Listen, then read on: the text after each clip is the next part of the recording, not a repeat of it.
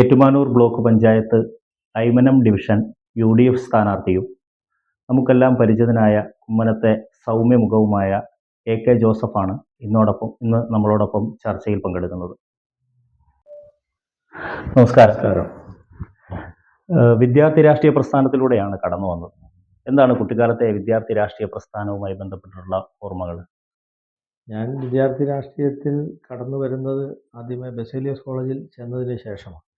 ബസേലിയസ് കോളേജിൽ അന്നത്തെ പ്രീ ഡിഗ്രിക്ക് പഠിക്കുന്ന സമയത്ത് ശ്രീ മോൻസ് ജോസഫ്, അന്ന് ഇപ്പോഴത്തെ കടുത്തുരുത്തി MLA ആയിട്ടുള്ള മോൻസ് ജോസഫ് അവിടെ പഠിക്കുന്നു. അദ്ദേഹവുമായി അവിചാരിതമായി ഉണ്ടായ ഒരു സൗഹൃദമാണ് വിദ്യാർത്ഥി രാഷ്ട്രീയത്തിലേക്ക് കടന്നു വരാനിടയായി. പ്രത്യേകിച്ച് മോൻസ് അന്ന് അദ്ദേഹം എന്നെ കൂടെ ചേർത്തു. കേരള വിദ്യാർത്ഥി കോൺഗ്രസിൻ്റെ പ്രാഥമിക അംഗത്വം നൽകി. പിന്നീട് അന്നു മുതൽ ഇന്നു വരെയുള്ള കാലത്ത് ആ ഒരു ബന്ധത്തിൽ നിലനിന്നു പോകുന്നതാണ്. അതാണ് രാഷ്ട്രീയത്തിൻ്റെ പ്രവേശനം. നാട്ടിൽ പൊതുപ്രവർത്തന രംഗത്ത് കുറേ വർഷങ്ങളായിട്ട് സജീവമാണ്. ഏറ്റവും കൂടുതലായി നമ്മൾ ചെയ്ത കാര്യങ്ങൾ ഒന്ന് ഓർമ്മിച്ചെടുക്കാൻ പറ്റുന്നുണ്ടോ അക്കാലം മുതൽ? നാട്ടിലെ ഒരുവിധപ്പെട്ട എല്ലാ പൊതു കാര്യങ്ങൾക്കകത്തും ബന്ധപ്പെട്ട ആദ്യകാലം മുതൽ, ചെറുപ്പകാലം മുതൽ നിന്നിട്ടുണ്ട്. ആദ്യമേ ഈ വിദ്യാർത്ഥി ആയിരുന്ന കാലത്ത് തന്നെയാണ് ഞാൻ ഒരു പുസ്തകങ്ങൾ വായിക്കുന്നതിൻ്റെ ഫലമായി നമ്മുടെ കുമ്മനത്തെ നേതാജി ഗ്രന്ഥശാല 1947 സ്ഥാപിച്ച ലൈബ്രറിയാണ്. അതിൻ്റെ അതുമായി ബന്ധപ്പെട്ട് വരികയും അതിൻ്റെ കമ്മിറ്റി അംഗമായും പിന്നെ അതിൻ്റെ സെക്രട്ടറിയായും പ്രസിഡൻ്റായും ഒക്കെ. അതോടൊപ്പം തന്നെ കുമ്മനത്തുണ്ടായിരുന്ന ഏക ഒരു ഗതാഗത മാർഗമായിരുന്നു ഈ മാളയ്ക്ക പാലം എന്ന് പറയുന്നത്. അത് ഈ കുമ്മനത്തിലെ നാട്ടുകാരെല്ലാവരും ചേർന്ന് കുമ്മനത്തിലേക്ക് വണ്ടി കയറുന്നതിന് വേണ്ടി പ്രാഥമികമായി നിർമ്മിച്ചതാണ്. അത് അന്നത്തെ കുമ്മനത്തെ പ്രമുഖരായ ആളുകൾ എല്ലാവരും ചേർന്ന് അവരുടെ കയ്യിൽ പണം മുടക്കി പണിത് ഒരു സംരംഭമായിരുന്നു. അതിനുശേഷം അതിൻ്റെ ഏതാനും സ്ലാബുകളൊക്കെ ഇടിഞ്ഞു പോയി ഇരുന്ന സമയത്താണ് നമ്മളത് പുതുക്കി പണിയുന്നതിന് വേണ്ടി അന്നത്തെ പുന്നശ്ശേരിയിലെ PP പ്രസാദ് എന്ന് പറയുന്ന ആൾ, പുള്ളി ഇലക്ട്രിസിറ്റി ബോർഡിലെ എഞ്ചിനീയർ ആയിരുന്നു. അതിനുശേഷം പുള്ളി പൊതുമരാമത്ത് വകുപ്പ് ഈ പൊതുമരാമത്തിൻ്റെ വർക്കുകൾ എടുത്ത് ചെയ്യുന്ന കോൺട്രാക്ടർ.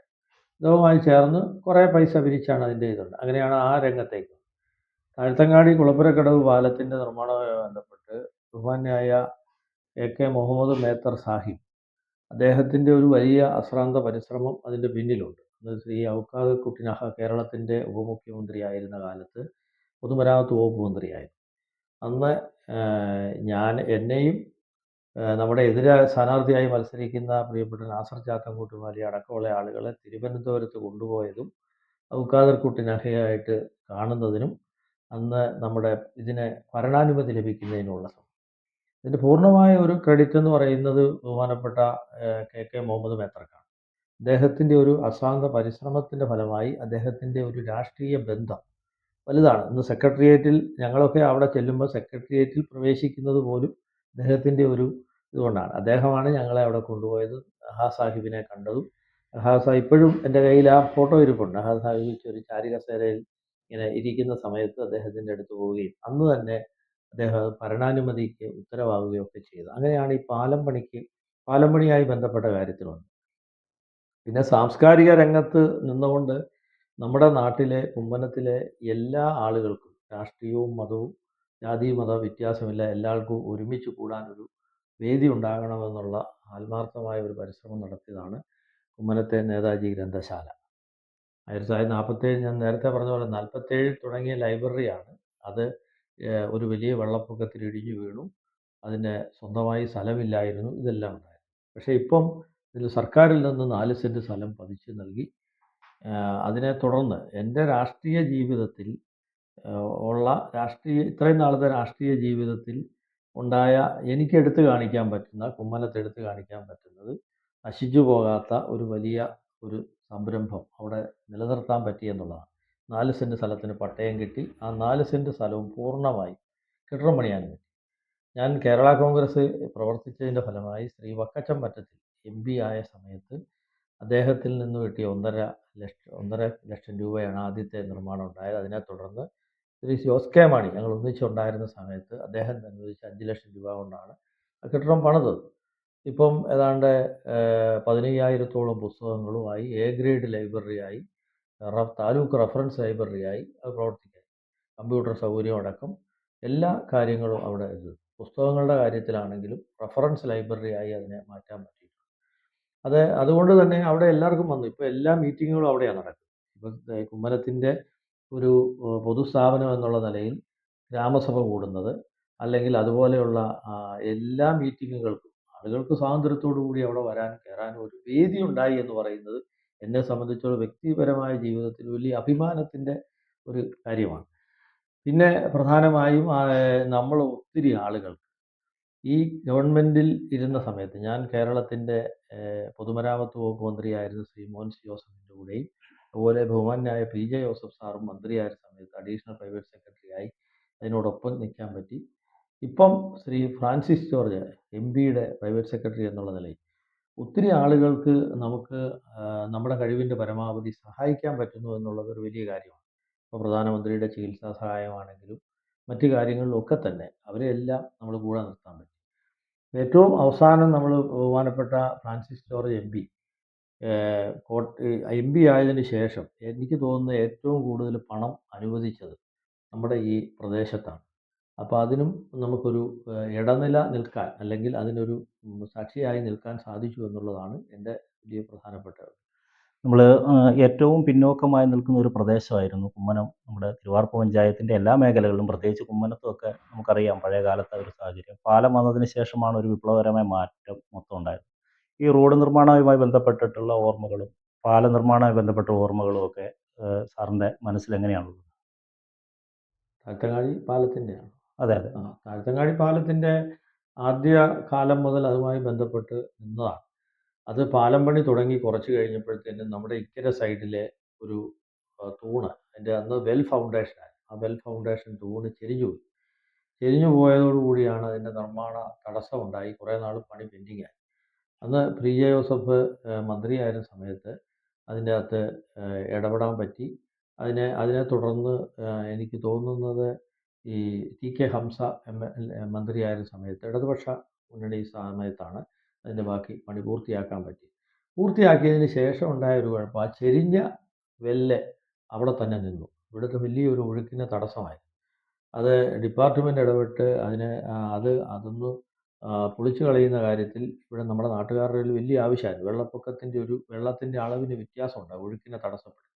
അപ്പോൾ അതിനെ തുടർന്ന് അത് ടെൻഡർ ചെയ്തിട്ട് നടക്കാൻ വന്നപ്പം ബഹുമാനപ്പെട്ട PJ ജോസഫ് സാറ് തന്നെയാണ് അത് ഡിപ്പാർട്ട്മെൻറ്റ് വർക്കായിട്ട് അറേഞ്ച് ചെയ്ത് ആ വെല്ല് മുഴുവൻ പൊളിച്ചു കളഞ്ഞു. ഇക്കരെ സൈഡിലുണ്ടായിരുന്ന വലിയൊരു റിങ്ങായിരുന്നു അതിൻ്റെ അകത്ത്, അത് മുഴുവൻ പൊളിച്ചു കളയാനിടയായിട്ട്. പിന്നെ ഇല്ലിക്കൽ കുഴുത്താർ റോഡിൻ്റെ കാര്യത്തിൽ അതോടനുബന്ധിച്ച് ഇല്ലിക്കൽ കുഴുത്താർ റോഡ് ടാർ ചെയ്തു. അത് 2 പാലങ്ങളും എല്ലാം പണിതു. പക്ഷേ അതിനെ തുടർന്ന് നമ്മുടെ ഈ റോഡ് ടാർ ചെയ്തെങ്കിലും ആ റോഡിലെ വെള്ളം കയറുന്ന അവസ്ഥ നിലനിൽക്കുമായിരുന്നു എപ്പോഴും. ആ വെള്ളം കയറുന്ന അവസ്ഥയിൽ നിന്നൊരു മോചനം കിട്ടണം എന്നൊരു ആഗ്രഹത്തിൽ അന്ന് പൊതുമരാമത്ത് വകുപ്പ് മന്ത്രി ശ്രീ മോൻസ് ജോസഫിൻ്റെ കൂടെ ഞാൻ സ്റ്റാഫായിരിക്കുന്ന സമയത്താണ്, അന്ന് ചീഫ് എഞ്ചിനീയർ ആയിരുന്ന ബാബുരാജ് അവിടെ വരുന്ന സമയത്ത് ഞാൻ നമ്മുടെ നാട്ടിലെ ഒരു ആവശ്യം എന്നുള്ള നിലയിൽ ഇത് പറയുകയും അതിൻ്റെ അടിസ്ഥാനത്തിൽ 1 കോടി രൂപ അന്ന് അനുവദിച്ചാണ് ഇന്ന് കാണുന്ന പോലെ, അന്ന് സാധാരണ മണ്ണിട്ടല്ല ഇപ്പോൾ ഈ റോഡ് പൊക്കിയിരിക്കുന്നത്, ഇന്ന് പാറമക്കിട്ട് തന്നെ കോറിമക്കിട്ട് തന്നെ പൊക്കിയതാണ്. നമ്മളത് പ്രത്യേകം പറഞ്ഞ് ചെയ്യിച്ചാണ്. അതുകൊണ്ടാണ് റോഡ് ഇത്രയും സ്ട്രെങ്തനായിട്ട് നിൽക്കുന്നത്, ഒരു കുഴപ്പമില്ലാതെ. ബഹുമാനപ്പെട്ട സുരേഷ് കുറുപ്പിൻ്റെ കാലത്ത് കഴിഞ്ഞ ടേമിൻ്റെ കാലത്ത് സുരേഷ് കുറുപ്പായിരുന്ന കാലത്ത് അതിൻ്റെ റീടാറിങ് ഒന്നുകൂടെ BMC ചെയ്തു എന്നുള്ളതാണ്. ഈ റോഡ് ഇത്രയും പൊക്കാൻ കാര്യം, ഇപ്പം തന്നെ നമുക്കറിയാം ഈ കുമരകം റോഡ് ഒരു വെള്ളം പൊങ്ങിയ ഉടനെ തന്നെ ഇല്ലിക്കൽ വെള്ളത്തിലാകും, ഗതാഗതം തടസ്സം. പക്ഷേ ഇവിടെ ഒരിക്കലും ഈ ഇത്രയും വലിയ വെള്ളം വന്നിട്ടും അത്രയ്ക്കൊരു തടസ്സങ്ങൾ ഉണ്ടാകാതെ നിൽക്കുന്നതിന് കാര്യം അത് മുഖ്യമാണ്. അത് നമുക്കൊരു വലിയൊരു അഭിമാനം തോന്നുന്ന ഒരു കാര്യമാണ്, അതിനകത്ത് ഇടപെടാൻ പറ്റിയതും ഇത് ചെയ്യാൻ പറ്റിയതും. ഇപ്പം ഇടക്കാലത്ത് നമ്മളൊരു കൃഷിയൊക്കെ കൊണ്ടുവരാനും തിരിച്ചു കൊണ്ടുവരാനും ഒക്കെ ശ്രമങ്ങൾ നടത്തി. അതുപോലെ തോടിന് ആഴം കൂട്ടുന്ന പദ്ധതികളൊക്കെ പ്ലാൻ ചെയ്തു. പക്ഷെ പൂർണ്ണമായിട്ട് അതങ്ങോട്ട് വിജയിക്കുന്നില്ല. എന്തെങ്കിലും ഒരു മാറ്റം ഉണ്ടാക്കാൻ കഴിയുമെന്ന് തോന്നുന്നുണ്ടോ ഇത്തരം കാര്യങ്ങൾ? അത് ഇടപെടാം. നമുക്കിപ്പോൾ ഇതിനകത്ത് പറ്റുന്ന ഒരു ഏറ്റവും പ്രധാനമായി ഞാൻ മനസ്സിലാക്കുന്നത്, നമ്മുടെ ഏറ്റവും കൂടുതൽ ഇതിനകത്ത് ഇടപെടാൻ പറ്റുന്ന 2 തദ്ദേശ സ്വയംഭരണ സ്ഥാപനം ജില്ലാ പഞ്ചായത്തും ബ്ലോക്ക് പഞ്ചായത്തുമാണ്.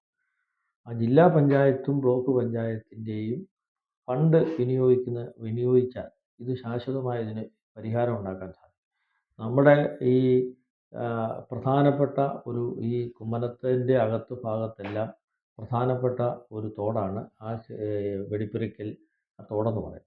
അത് 2 കാര്യങ്ങളാണ് ഉള്ളത്. ഒന്ന്, ആ തോട് 2 വശവും കരിങ്കല്ല് കെട്ടി ആ തോട് സംരക്ഷിക്കണം. ആ സംരക്ഷിക്കുന്നതിനോടൊപ്പം ആ വെള്ളപ്പൊക്ക സമയത്ത് വെള്ളം പെട്ടെന്ന് കയറാത്ത നിലയിൽ അവിടെ ബണ്ടിടണം.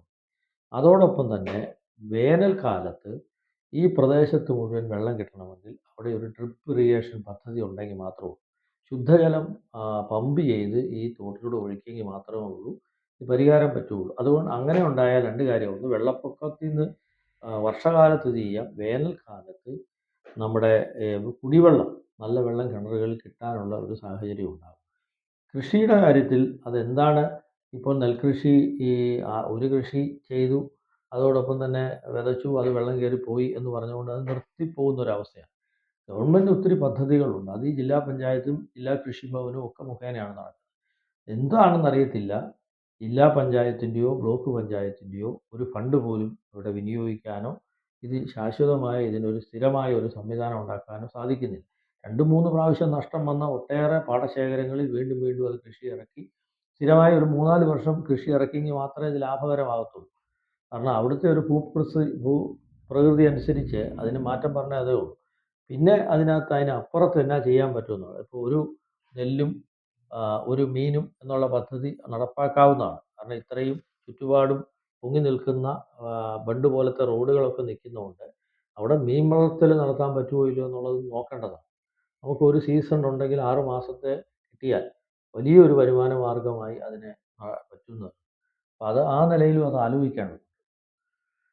അതുപോലെ തന്നെ പ്രധാനപ്പെട്ട ഒരു വെല്ലുവിളിയായിട്ട് ഇവിടെ വരുന്നത് വെള്ളപ്പൊക്കം തന്നെയാണ്.